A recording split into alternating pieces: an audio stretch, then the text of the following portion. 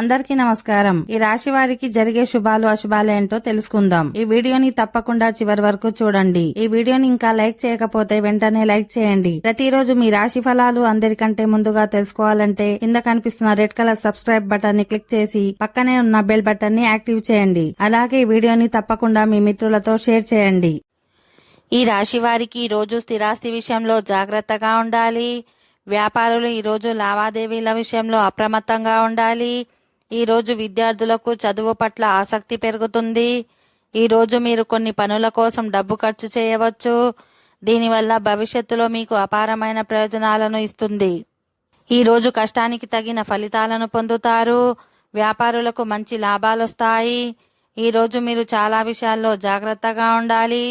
ఈ రోజు ఎవరితోనూ వాదనలకు దిగకండి. మీ జీవిత భాగస్వామితో ఒక ప్రత్యేక కార్యక్రమం చేయవచ్చు. అందులో మీరు విజయవంతమవుతారు.